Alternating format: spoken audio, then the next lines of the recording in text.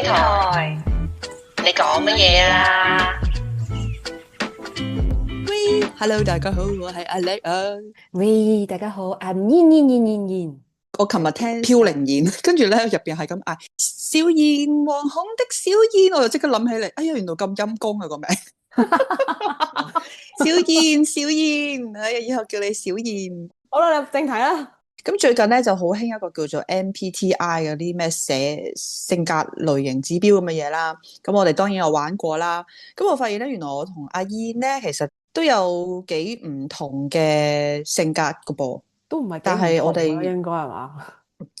我覺得係完全一個凹一個凸，好似互補啊！有冇發現我哋以前細個係中意揾啲近似嘅人做朋友噶？係啊，我都覺啊。因為我咧係一個好都叫做幾衝動嘅人嚟噶嘛，話你係比較穩陣啲嘅人，即係好多時都避免同人衝突噶嘛。咁我哋咧就做咗呢一個嘅測試啦。咁咧阿燕咧係我係 INFJ，係啦，咁我咧就係 ENFP 嚟嘅。咁阿燕咧，其實咧我都覺得幾準喎。其實如果係即係睇翻嗰個指標啦，咁我細輪過咧，其實我見到嗱 I 嗰樣嘢，其實本身咧我唔覺得你係內向型嚟嘅，我覺得你都係算係外向。但係佢入邊又講咧話，你係中意獨處嘅時候咧，先至有嗰種有嗰個 energy 喺度，因為你會好中意靜靜地去摸索一啲嘢噶嘛。係啊。咁我覺得都係嘅，你都係一種咁樣嘅人。咁我所以覺得其實佢個內向定義未必真係即係窄咯。咁而我姨咧，咁佢就話係外向啦，喺社交先至可以攞到個 energy 翻嚟啦。一半半，我覺得啱嘅。即係人大咗咧，開始咧對於社交咧，咪開始好疲累嘅，成日都講社交疲勞啊。我開始有少少嘅，咁所以就我覺得中一半一半咯。咁至於中間嗰兩個係一樣啦，都係 N 同 F 啦。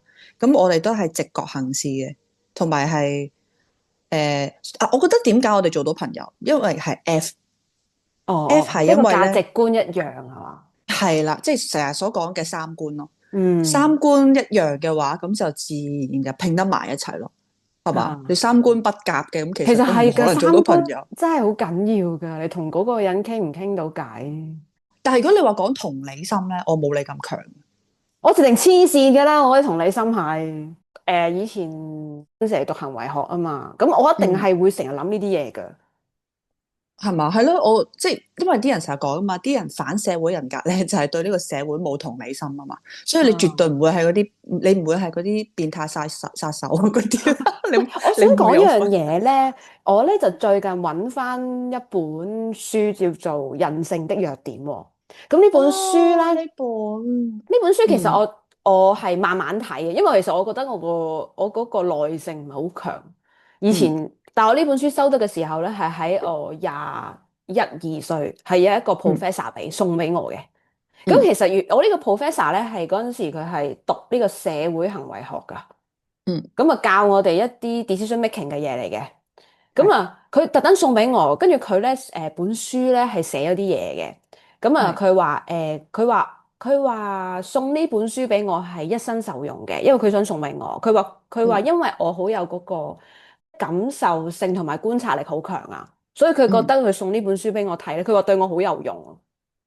所以其實好感動啊！揾翻呢本書嘅時候，即係原來我咁細個嗰陣時咧，一個咁識嘢嘅老師已經睇穿我個為人啊！即係佢唔係我講我個同理心喎，係我個感受力同我觀察力好強喎。我第一次諗嗰個感受力嗰樣嘢，其實係咪應該同理心差唔多咧？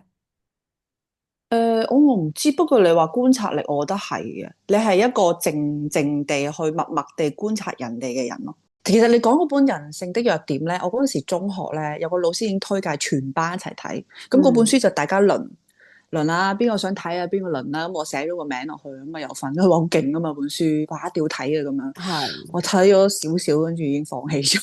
我唔係啊，你要好有耐性嘅。其實我睇書咧，我係近呢2-3年先至開始有興趣睇嘅。唔係好衰嘅，其實可能咧，我咧係一個我係中意嗰件事，或者係對嗰樣嘢有強烈興趣咧，我先至中意去做，或者中意去睇嘅。即係因為嗰本書佢講話好勁㗎嘛，其實我對佢冇興趣㗎，我都唔知入邊內容講乜嘅。所以我咪見咗幾巴咁鬼悶嘅，唔睇啦咁。睇性格㗎，睇性格㗎。即係如果你中意，如果你本身好似我呢啲咧咁中意去諗嘢嗰啲人咧，其實先會中意睇呢啲書㗎。你心靈嗰啲咯，心靈上邊嗰啲 support 啊，嗰啲就好啱嘅。即係你我係一啲興趣類型咯。嗰啲分析啊、推哲理啊嗰啲睇嗰啲，我咪中意咯。係咯，所以同你幾唔同嗱。我係興趣類型嘅，即係譬如你話叫我哇研究咖啡，我就研究個溫度要幾多咧，嗰個杯要乜嘢。如果你有興趣，我就你就會好研究啊嘛。係啦，深入研究嘅我係，即係好似而家玩運動咁樣，又係深入鑽研，睇勁多文章，睇數據，睇好多呢啲嘢，即係就算我唔行生酮飲食都好啦，我都會睇埋生酮飲食同埋低碳飲食有咩分別咧？即係我不斷鑽研。但係你話即係講到啲心靈上面嗰啲人咪好興打坐嘅，嗰啲我又唔係好得啦。即係我又覺得好似嗰啲係真係好用個心去感受嗰樣嘢咧，我就唔得噶啦。好鬼雞嘅，你好講天賦性格嘅。喂，我想問一樣，我都想講一樣嘢。嗱，如果我哋兩個有特質咪唔一樣嘅。嗱，你算係外向，我算係內向啦。不如我哋試下講下咧。我哋通常喺人哋嘅人群裏或者食飯，我哋自己覺得自己扮演一個咩角色先？我哋自己扮演咩角色啊？係啊，個場景我就 set 去係朋友聚會先啦。好冇？一餐飯可能有6-7個人咁樣啦，唔好太多，6-7個人。有男有女咁。係啦，有男有女嘅，大家識咗可能唔算係唔一定係要舊同學嘅，我諗，即係總之係班朋友，大家共同認識，可能都超過5-6年以上啦，或者10年噶啦咁樣。咁你喺呢餐飯入邊，你會係一個咩角色？你試下講下你係咩角色先。我會開始唔出聲噶，通常都。即係我會先聽佢哋講嘢，睇下講咩話題咯。如果佢哋講咩話題，我咪 join 埋一齊傾咯。我唔中意做一個無啦啦講一個主題出嚟嘅人嚟嘅。係，我想話翻俾你聽，其實你講嗰樣嘢同我講嘅諗嘅都好似係。咁你識得我耐啊嘛？咁同埋我自己係好，即係點講好咧？可能我係好怕有一種，其實我好怕出去同朋友食飯嘅，冇。如果係5-6年嗰啲咧，都未太深交嘅，其實基本上對我嚟講，咁我仲要睇下對方同我熟唔熟啦。如果好熟嗰啲咧，我就可以好放鬆，我鳩噏都得咧，咁我就覺得好舒服嘅。咁但係如果唔係好熟嗰啲咧，我會覺得一未去我已經覺得好攰，我唔想去噶啦。即係可能就算我應承咗咧，我成日臨去前嗰2日咧，我係會好想揾個藉口話唔去噶。哦，係啊，我會㗎。呢個就唔知啊。我好想縮咯，即係嗱，如果假設嗰餐飯無啦啦有人話帶埋其他人我唔識嘅咧，我更加唔想去。哦，即係我會更加覺得攰，因為我要好似做一個扮演一個角色去一餐飯嗰度，我要去迎合人哋，即係好似戴咗個假面具咧。如果 let's say 咁嗰餐飯係同我食啊，即係我哋認識嘅朋友啦，即係都識咗好多年啦。咁如果呢餐飯係我哋一齊咁樣食嘅，咁你又會覺得你係一個咩角色？我會分㗎喎，我係會好自然㗎，我會做自己㗎。係，我係乜都唔使諗嘅。但係如果假設多咗一啲可能識咗好耐，但係唔係成日 contact 嗰啲人，但係你又識我哋成班都識咧，我就會變咗另外一個人㗎啦。剩翻少少咯。咁你未至於完全冇存在感嘅，你有存在感喺度。我會想一餐飯快啲完咯。咁陰功嘅咩？原來唔係啊，係本身個性格係我自己好攰啊，尤其是年紀大咗咧，你更加唔想再去演繹一個角色去 join 埋一餐飯，即係你唔關人哋事喎，係自己問題喎，因為你冇理由影響人哋噶嘛。我有個心態就係我唔想自己。我唔迎合，即係我覺得好攰，而影響人哋嘅情緒啊！咁變咗你就要 pretend 到你自己，哎呀係啊，我好開心啊咁樣，要咁樣。你唔想影響人啊嘛，唔關人哋事噶嘛。咁所以好多時咧，太多人嘅聚會咧，其實我唔去㗎，我通常都。依家更加唔會去。而家我就想去都冇得去啦，冇機會，冇 friend 喺度。係咪啊？係啊，咁或者我又講下我自己覺得自己係乜嘢嘅角色啊？好，我覺得係我覺得自己係一個社交入邊嘅節奏型，即係我唔係做主角嗰個嚟嘅，但係咧我會好中意控制個場面，即係一到 dead air 嘅時候咧，我就想唔好令佢 dead air，我唔想有 dead air 咁樣咯。即係就算嗰台飯大家都突然間冇嘢講剩晒咧，我可能會夾餸，就話哇呢間嘢邊度揀？其實都幾 OK 喎。你有冇試過呢個餸的人係嘛？喺餐飯入邊做個司儀，係啦，咁可能係咁樣咯。即係我會諗一啲話題出嚟，等大家好有興趣一齊，不如一齊傾啦咁樣。我就會寧願做一個咁樣嘅角色咯。即係你唔想個氣氛尷尬。係啊，即係有陣時你知啦，可能啱啱見面，啱啱可能坐低食飯，大家都會好興高采嚟傾偈嘅。通常都即係可能頭嗰10分鐘，哇！突然間大家突然間社交疲累，講晒啦咁樣，咁我就會好驚啦。咁嚟緊啱啱先放低第一碟餸啫喎，咁你就嚟呢啲咁正局啊？咁我就會諗住唔得，我要炒熱下個氣氛先喎，唔可以咁喎，我會咁樣諗咯。咁我又覺得係唔係咧？不如你講我先啦。我覺得你係助攻型咯，即係如果係我哋一齊識得嘅一班人一齊食飯啊，可能都有5-6個，大家都係有 contact 開咁樣啦嚇。我覺得你助攻型咯，即係你唔會係發起話題嘅人嚟嘅，亦都唔係全場嘅主角，你會接波同埋交波，即係個話題講到咁上下高潮位啦，大家嘻嘻哈哈嘅時候咧，你就加啲料，即係可能你係加啲味精，你明唔明？加啲糖，加啲味，加少少糖啊，加少少鹽，加即係再炒一炒佢咁樣。係啦，炒高佢將啲嘢，即係所以其實我咪話係觀察力好強，你係睇人眉頭眼啊，到嗰個位啦，啱啦，呢個 timing 啱咯，我嚟啦，咁樣咯，你補位嗰個咯。如果踢波嚟講，OK 噶，我呢個係，即係當大家講到好興高采烈嘅時候，我就聽到你把聲噶啦，你就嚟噶啦。尤其是喺你隔籬嗰啲咧，我最中意嘅，即係如果你問我嘅話咧。你係做嗰啲你頭先講啲主持咧，我係好中意坐喺你隔離做潑火嗰個噶。我係好中意做呢個助手個角色噶。我去到邊都中意做助手喎，我唔中意做主角噶。即係我好中意，譬如你煮飯，我喺你隔離洗碗啊，即係嗰啲咧，幫你拎定啲嘢，OK 冇問題。即係我好中意啲角色嘅，唔係即係配合型。係啦，我係本身中意做呢啲角色，我唔中意做一個主導型嘅一向都。所以如果你喺我隔離咧，通常你突然間會做呢咁嘅嘢咧，我就會拱你一腳啊，掟你落海啊，咁樣即係我陪你一齊去搞呢啲，我會㗎，即係我都真係一個咁嘅人嚟喎，係嘛？都吻合啊！我都諗咗一陣啊，我覺得呢個應該係你啦，呢個你係助攻型嘅人。因為我覺得原來每個人個角色都要睇下 match 唔 match 佢本身性格，即係冇得夾硬嚟嘅，有陣時有啲嘢。係啊，即係譬如嗱，我諗翻啦。都仍然係呢一餐飯啦，咁其實都仲有好多唔同嘅人噶嘛。你咪霸你聽過啦，咁都有台霸噶嘛，即係咧成台霸咩？成場就得佢講冇人講嗰啲咯。即係咧成日就算一個話題可能講緊出邊炒車都好啦，佢都會兜翻轉頭落翻佢自己身上噶嘛，成日講自己嗰啲。成日講自己，跟住咧就打斷人哋啦，人哋講緊嘢佢又打斷人啦，跟住總之唔會有機會俾人插到嘴嗰啲，咪叫台霸咯。我係明有呢啲人嘅，有嘅，即係好自我 focus 喺自己嗰度嘛。係啊咩 focus 晒喺自己嗰度，即係好想嗰啲焦點去晒自己嗰度嗰種人啊嘛。我明。係啊，好突，同埋佢跳啲話題跳得好突然嘅，即係嗰樣嘢係冇乜拉楞咧，佢突然間跳咗另外一樣嘢，跟住係講自己咯。好怕同呢啲人食飯咯，因為成場大家一齊出嚟聚會，唔係淨係聽你講嘢噶嘛，你係做演員啦，定係做啲辯論者咧，係咪先？咁我又唔係好中意呢類人咯。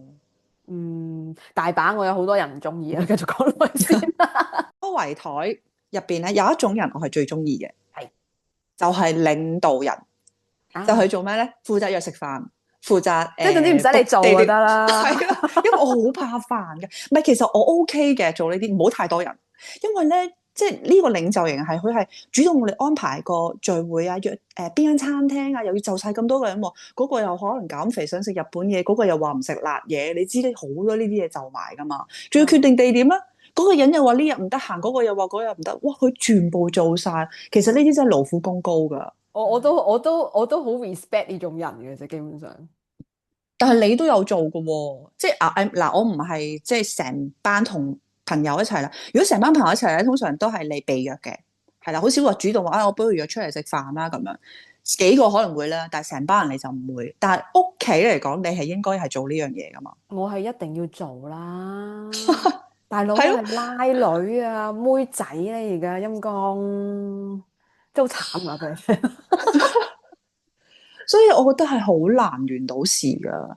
係噶，係唔容易，因為我會約到好燥噶，我會即係哇點啊！你嗰日講咗得個約晒，跟住你又話唔得，點樣就你啊？突然間又話喉嚨痛，唔食打邊爐，跟住又食咩啊咁樣，即係我會好敏感咯。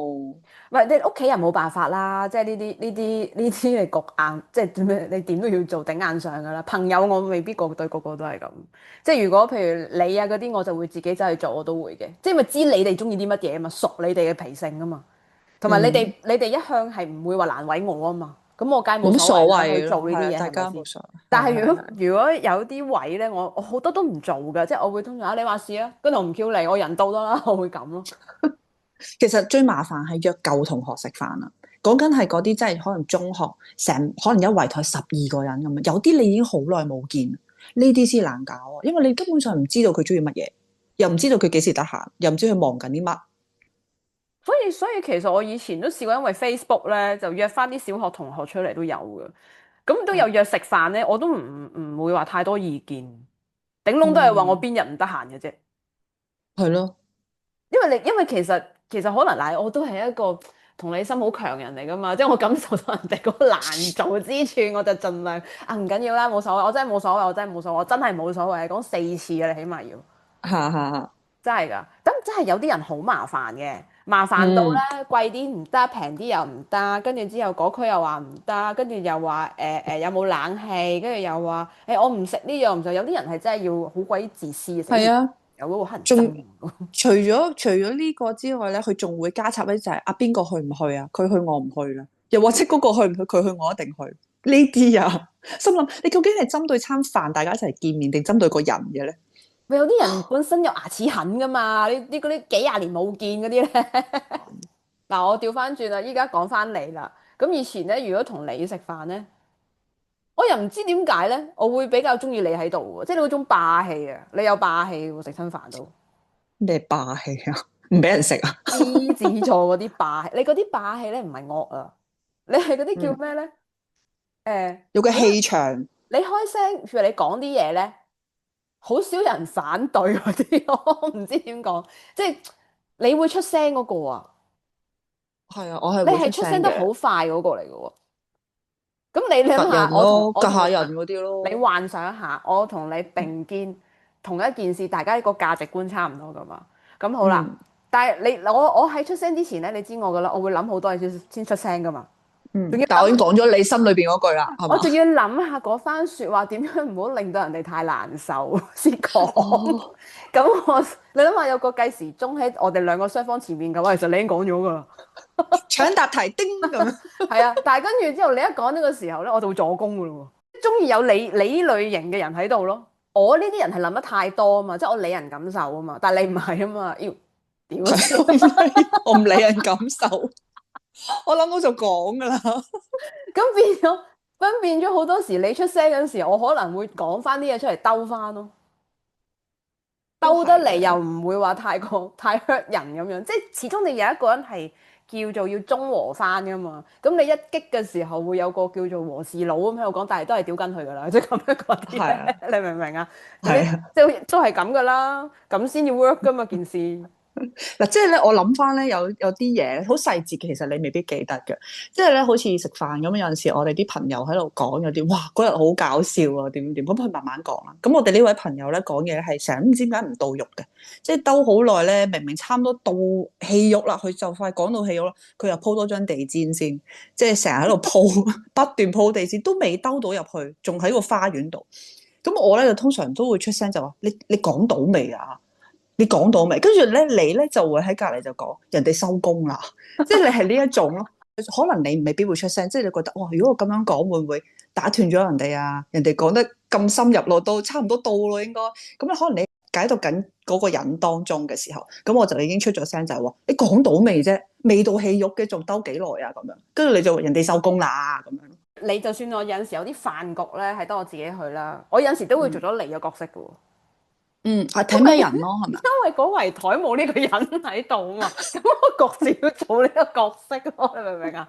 其實我唔咁會唔會好想辛苦咧？做，睇下對會唔會好邊個。辛苦咧？如果對方玩得嘅，梗係唔辛苦啦，串多你兩句添啦。但係如果譬如你嗰啲唔，我最怕嗰啲唔玩得，即係太認真嗰啲，真係我唔中意嘅。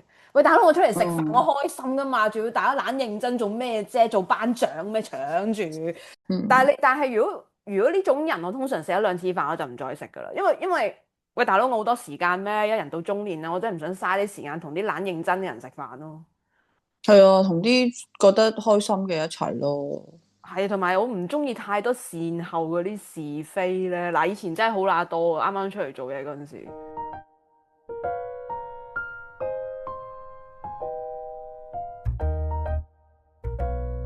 其實同台食飯，你覺得仲有啲咩類型嘅人咧？咩嚟殺啊、道德撚啊、晒命啊，仲有啲咩啊？死啦！我仲有和應聲蟲咯，喺我眼應聲蟲中。啊，如果好嘅咧，就係、比較和諧嗰啲人啊。嚇，即係你會覺得同佢傾咩咧，你都唔係有正能量咯。即係佢會係咩真係㗎，即係佢會好有興趣同你真係傾偈傾呢件事。佢對你嘅話題有興趣，即係你會覺得無論佢講嘅話題，我又有興趣聽。其實我冇所謂，我咩都中意聽嘅。你調翻轉，佢對方都係咁諗嘅。喂，點解講嚟聽下，大家又分享下，即係冇好公平嘅，係唔會有一種咧會有高低之分嗰種交流啊。互動型嘅。係啊，即係好舒服，係有呢種人喎。同埋頭先你講過話嗰啲認屎認屁嗰啲咧，有啊都，即係成日無端端出嚟食飯，可能中學同學出嚟食飯咧，坐低冇耐就已經講話自己年薪有幾多啦，而家跟住投資有幾咁勁啦，賺幾多錢個月啦，有架車啦，買咗樓啦呢啲咯。我唔知，即係好似講到自己係人生勝利組咁樣，係啦，贏晒噶啦，成台人我贏晒噶啦咁樣咯，即係有必要同。有必要咩？即係如果你問我遇到嘅話咧，都係喺女人身上多嘅，即係尤其是最多人講嘅感情生活啊，世界係點咧？佢就會用一啲佢眼睇到嘅嘢咧，就去 judge 我嘅。即係譬如會話你唔好咁宅啦，一日都喺屋企，但係我有出街，佢係唔知噶嘛。哦，即係我有人追佢又唔知喎，但係佢咧就會介紹男仔俾我識嘅喎。咁即係其實佢哋對你了解唔係好深啫。唔深噶，佢成日話我唔講嘢俾佢聽，我心你咁白，我點講？我梗係唔講啦。但係你嗰把口咁，我唔想，即係第一我唔想聽佢講道理啦。即係佢會話，你唔好咁高要求啦。我話俾你聽啦，呢啲好多嗰啲口吻都係咁樣。第一句就會話，我話俾你聽啊，嗱語氣要咁嘅，OK？你聽我講啦，梗係唔係啦？嗱呢三句聽得最多。即係我一聽到呢一句咧，我已經唔使聽噶啦，我知道。同埋有啲人咧，成日好中意講嗱，你唔好介意我咁講，其實即係嚟緊，你將會好介意咯，所以佢先會咁講。我成日都覺得，我試過有一個 friend 就係同我講，你唔好介意我咁同你講，跟住我好介意你唔好講，我就話我好介意啊，你唔好講，千祈唔好講。嗱，講真一句，我就會，如果我真係有啲說話係認真同人哋講，我真係會就咁同佢講一句，喂，真話聽唔聽？我會咁咯。同埋加埋咧，嗰啲朋友又唔係同你好熟咧，即係話你唔好介意我咁同你講啊，咁樣嗰啲咧，即係我就會覺得你特別虛假，即係嗰句嘢你應該係開始想攻擊我咯。咁我不如寧願唔好聽咯。咁我相信你咧，比我識得佢分辨咧啲朋友嘅 level 啊。其實我自己就會我唔係唔分，可能我係冇刻意去分，但係我又唔會將自己嘢講任何即係隨便講俾人哋聽，但係我都會好容易同人哋做朋友咯。即係我自己覺得我自己冇乜底線嘅，同人哋做朋友咩類型都有嘅。其實我諗我自己都唔知係咪因為太過內向啊？你係唔識得點樣去 reject 啊？即係唔識得點樣去篩自己嗰啲朋友啊？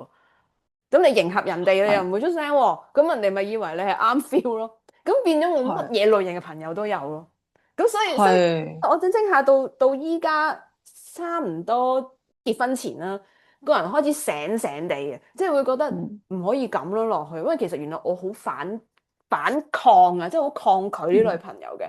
咁結咗婚之後就開始已經係同佢哋唔穩啦，斷咗啦。哇！我覺得原來完全嗰種壓力係冇晒喎，斷捨離㗎啦，終於即係直頭係覺得極度舒服啊！我都認同，因為你係唔會拒絕人嗰啲人。我講以前嘅人，係啊，以前嘅你咯，即係是但啦，冇所謂啦，嚟咯，是但啦，又咁樣咯。唔會係咯，唔會拒絕人，亦都唔想揾個藉口去拒絕咯，因為你諗一個藉口又要一啲時間啦。係，其實我都幾怕煩嘅嗱，所以咧，各位咧，千祈唔好好似我咁，因為咧，你會嘥咗好多時間喺啲唔適當嘅朋友身上嘅。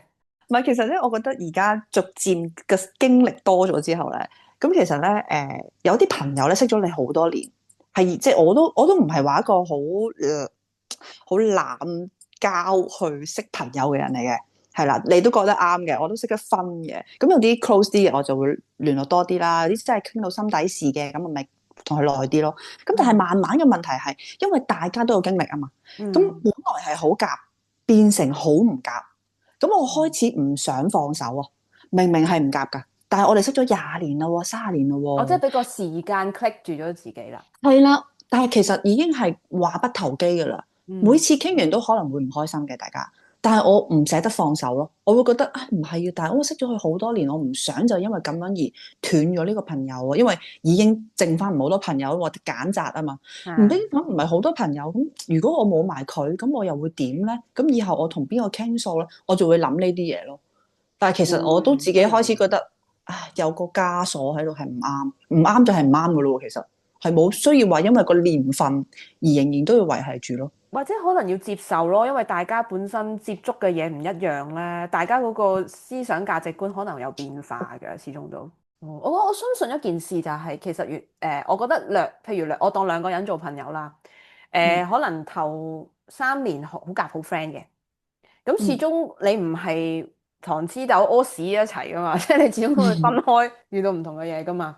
咁一定係大家嗰個思想啊，或者遇到啲咩人咧，係有變化嘅。咁變咗佢可能識咗到第5年嘅時候，大家開始嗰個思想價值觀唔一樣啦。咁變咗咪唔啱傾。但係又好奇怪嘅喎，我覺得當再過5年嘅時候，佢嗰5年嘅空窗期咧，其實大家遇到嘅又唔同咧。5年之後又可以傾得翻埋喎，我覺得好得意嘅喎，其實友誼緣分嚟㗎，係啊，緣分嚟㗎，我覺得。係，所以即係嗰一刻未到個 timing，即係可能你遇到先，佢未遇到，咁變咗你兩個咪唔啱傾，因為佢感受唔到你嘅嘢啊嘛。咁但係當再遲幾年嘅時候，突然間你哋傾翻偈咧，又唔同㗎咯喎，可能你哋嗰個 level 可能差唔多喎。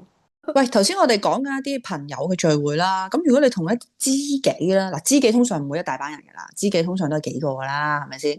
好難知己會成10幾個，仲要同台，好難。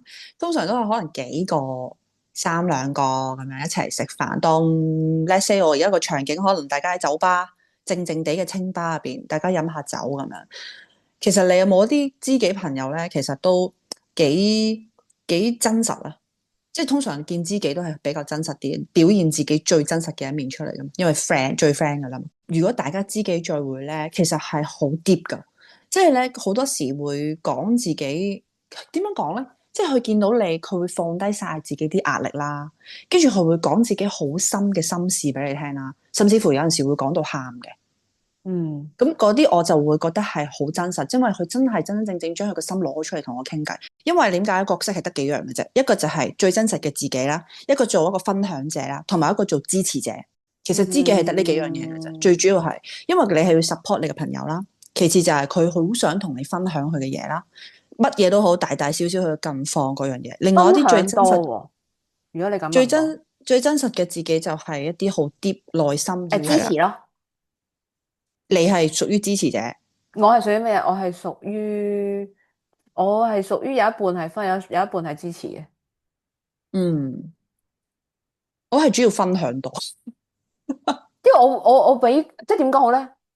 我個人唔係都係講性格噶，可能你中意講噶嘛，但係我個腦好快攰啊。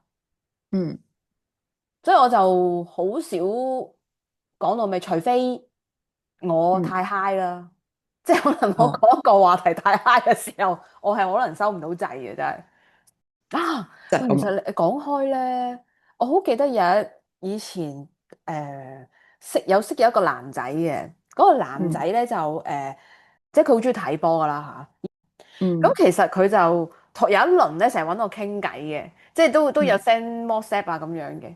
咁佢有個 IG 啊 Facebook 噶嘛，咁你知我又有養狗噶啦。佢好笑噶，佢有一次咧，WhatsApp 我，同我嗯，講，佢話其實我真係唔中意睇寵物噶。我話咁你咪唔好睇咯。你點解唔即係你點即係好好笑？我 IG 擺自己我自己 IG 嗰度有乜問題先？咁特別。係啊，好笑噶佢。跟住佢話我冇，佢話你係咪好中意小動物？我話正常啦，我善良啊嘛，咁樣梗係讚下自己先啦。咁佢話其實我真係對寵物同小朋友冇興趣。我話咁你咪唔好睇咯。有人揸支槍逼佢睇咩？唔係好奇怪，係有呢種咁嘅人嘅喎。係我如果你講話喺圍台咧，我最怕見到嗰啲人咧，叫咩人咧？就係最怕嗰啲晒命型咯。即係我唔係話佢晒幾有錢啊，即係譬如佢會話識唔知邊一個國家外交官啊，跟住嗰個外交哦，官講單嘢俾佢聽啊，然後佢隔離嗰個咧就懶係知發生，唔係懶係知發生咩事。即係嗱，佢講緊個外交官去解決一件事嘅時候。佢一定要咁樣去解決件事㗎，唔解決唔得㗎嘛，咁唔咁樣做唔得㗎嘛。咁隔離嗰條友咧就會話係啊，一定要咁㗎，咁樣有啲咁即係嘅情況發生。即係應聲蟲嗰啲啊嘛，都係。係啊，係咯，你講到好似你係外交官咁樣，隔離嗰個講到好似一齊傾咁嘅喎，呢單嘢一齊解決嘅喎。但係呢個唔係笑話嚟嘅咩？呢啲即係成為笑柄咯。啊，唔係都有一啲朋友咧係成日俾人恥笑嘅，俾朋友恥，即係成圍台食飯咧，可能淨係攻擊佢一個啫。咁但係佢又唔會嬲嘅喎，佢亦都唔介意成為笑柄嘅喎。我就有一啲咁樣嘅朋友咯。其實我覺得係佢個幽默感係好高嘅，其實即係個容忍度又高啦，又唔會玻璃心啦。就算即係可能拎佢嚟玩啊，跟住佢仲會加碼講埋自己啲黑歷史出嚟咁樣，即係將自己啲嘢冇底線係啊喎，抄出，我冇底線啊，係，但係其實有佢喺度好開心噶，即係佢係有佢嗰個有個價值喺度，把俾人串，梗係開心啦，大佬唔使自己做下把喎。一齊笑佢咯。但係佢又唔嬲咁樣咯，佢可能覺得咁樣先係佢嘅價值，會唔會咧？我咁一嚟我都覺得係，同埋佢唔想冇朋友咯，佢俾我感覺，哦，因為佢驚唔中意嘅話，冇人同佢做朋友啊嘛。啊，所以咪或者圍台真係人生百態，乜人都有噶咯。仲有啲咩？仲有啲咩？仲有一啲就係零存在感嗰啲人咯，即係坐低喺度撳電話啊，唔會同你破冰啊，嗰啲社交焦慮嗰種人咯，即係坐埋一齊，佢唔想加入你哋嘅話題，總之約咗出嚟，我已經完成咗我嘅使命，見咗噶啦，咁就完咯。咁不如唔好出，有擺個啲都係噶。錢蛋喺度好過啦。你知啦，其實唱 K 咧，真係唔係個個人都中意，有啲人係真係唔中意唱 K，或者甚至乎覺得啊，我唱得好難聽，我真係唔想唱，咁咪去食嘢咯，係咪？咁我啲 friend 都會照出嚟食嘢嘅，但係嗰啲直頭嘢食又話唔啱啦，跟住又唔唱 K 啦，咁佢坐喺度成場咧就係撳手提電話飲下嘢，係啦，咁啊同佢講幾句啊，唱唔唱啊？唔使啦，你哋唱啦，我聽得噶啦，咁樣，咁跟住就大家埋單走人。即係佢係零存在感。如果唔係影咗嗰張相嘅話，我都唔知道佢到咗嗰啲。個即係 Invisible Man 咯，呢啲咪即係約得你出嚟，其實都係即係當你係朋友啦，係咪先？咁大家係朋友，咁你都可以講下你嘅生活啊，最近翻工翻成點？即係呢啲係要叫佢把口咯，特登問佢，即係阿 A 啊，喂，你點啊？好似轉咗工喎，咁樣。咁有可能佢都係話題終結者嚟，佢話係啊咁，但係冇下文，又係啊咁樣，跟住你又再問咯，轉咗咩工啊？做成點啊？喺邊度返啊？即係好似有個 interview 咁，咁佢就開始慢慢可以叫到白。嗱，我就好中意做呢樣嘢嘅。我見佢咧，即係坐埋一邊唔出聲啊，咁樣咧，咁我就撩下佢傾偈咯，我就會咁。但係有啲都真係，你點叫佢都好咧，佢都係一句或者兩句答你爹，咁我都真係算啦。即係我覺得你都好抗拒講自己嘅嘢嘅話，我就無謂逼你咯。你都係啦，即係唔會立亂講自己嘢俾人哋聽，即係好講對象。我試過有啲人係我最難頂啦，即係唔係話最難頂，都好難頂嗰啲人就係你就算分享啲咩俾佢聽咧，佢睇嗰個價值觀同你唔一樣，你都死梗。即係譬如我話我下個月去旅行啦，哇！你去旅行咁有錢嘅。但係你嗰個定點其實唔係想講去旅行係咪有錢啊嘛，係咪？其實係想講去旅行我去開心，想人哋問下，喂，我去邊度喎？嗰度有啲咩買喎？提議下，即係可能件事其實你係諗住去點樣 happy，但係佢第一時間就諗，哇，有錢喎咁樣，即係已經係唔同咗條路。類似啲價值觀嘅嘢咯，但係講呢都係呢個朋友嘅。咁係我話咗移民過嚟啦。咁其實移民過台灣咧係得幾條路行嘅啫嘛。一係就依親投資移民，一係就咩專業人士咁樣啦。OK，咁佢咧知道我移民嗰陣時，其實佢係有問我用咩方式移民，我講咗俾佢聽嘅喎。咁但係佢咧就有一日 WhatsApp 我，佢話阿燕啊，我想問下咧。你咧退休台灣移民係點樣搞㗎？退休，我話咩退休？咩台灣退休移民啊？佢話你退休過去㗎嘛？我幾時講過退休嗰呢兩個字？佢話唔係喎，你而家去台灣唔使做嘢㗎嘛？咁唔係等於退休㗎啦咩？咁樣喎，即係你明唔明？原來咧每個人嗰個思想即係嗰個接受能力咧，我都唔知。究竟你有冇中學畢業㗎大佬？即係如果你冇中學畢業，你嗰隻耳係咪有問題咧？我真係冇講過退休呢兩個字喎，係呢個我覺得出嚟㗎。唔係呢個，我覺得唔關佢讀唔讀得書多事，係佢個常識問題。喂，係我覺得好搞笑，因為佢咩都睇錢啊。嗯，即係佢一講咧就話以為我唔使做，伸延到諗一啲嘢出嚟咧，即係佢覺得我去到台灣未使做嘢住，佢就覺得我叫退休啦。我一諗就變退休啦咁樣。唔係佢自己先入為主咗啫，佢自己覺得嗰一刻就用嗰樣嘢嚟問你，其實好正路會問就話你用咩方法移民噶嘛？佢唔係一嘢就話你用嗰個乜乜乜退休咧，退休移民咧係點做點申請㗎？咩？我話你話俾我聽有邊個國家係有退休移民啦，我即刻去。但係咧，佢係呢一樣嘢最好笑，永遠講啲咩買啲咩第一句，哇好貴啊，哇咁有錢嘅買呢個，永遠都係睇嗰句呢句喎。價值觀不同，呢啲真係冇得好講，乜都講錢咋。㗎，你聽得多真係，你成日都係睇住錢。喂大佬，我哋都有翻工噶嘛，即係我哋有揾錢，自然就會使錢噶啦。我哋唔係坐喺度就生錢噶嘛，佢係唔記得你係會揾錢嘅，所以佢就第一句就哇你咁有錢嘅，咁啲錢會天就跌落嚟咁樣。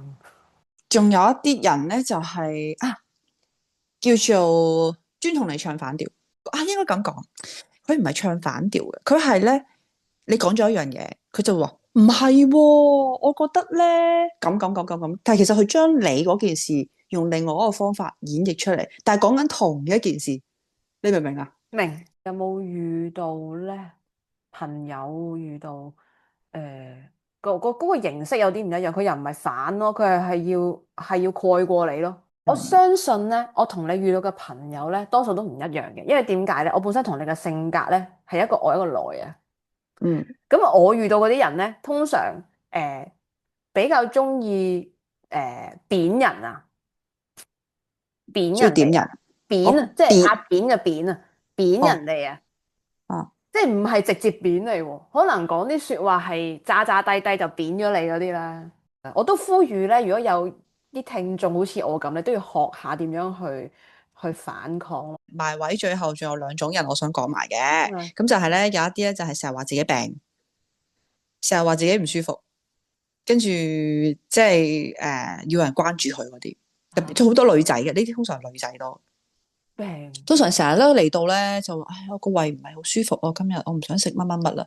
又或者咧間唔時就喺自己嘅 IG 啊 Facebook 啊就會 post 佢咧入咗醫院啊，要做手術啦，又要睇醫生啊，又食好多藥啦，又咳啦咁樣，有一啲咁樣嘅人㗎。我真係冇呢啲朋友。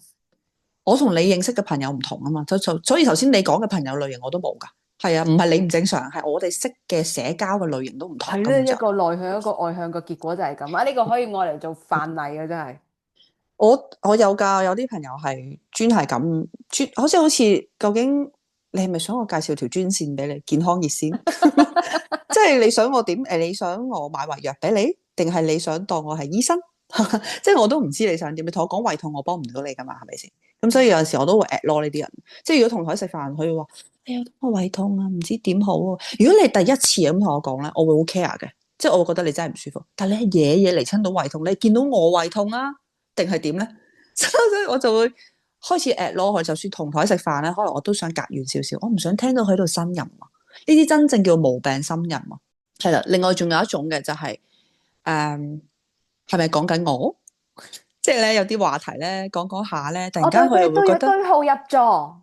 係啦，乜嘢都覺得係人哋針對緊佢嘅。咁我就即係我心諗，你覺得即係人人都覺得你係焦點嚟嘅咩？心諗係咪啊？你冇咁勁啊？你而家你唔敢諗乜？你咁差嘅咩？樣樣都關你事。你冇咁不幸啊？即係乜都關你事，你係咪焦點啊？你唔係啊嘛？你估全世界人都淨係望住你咩？即係我又覺得呢啲人誇張。頭先我哋主要都係講朋友聚會啦，咁其實親友聚會都一樣嘅，但我都唔再多講。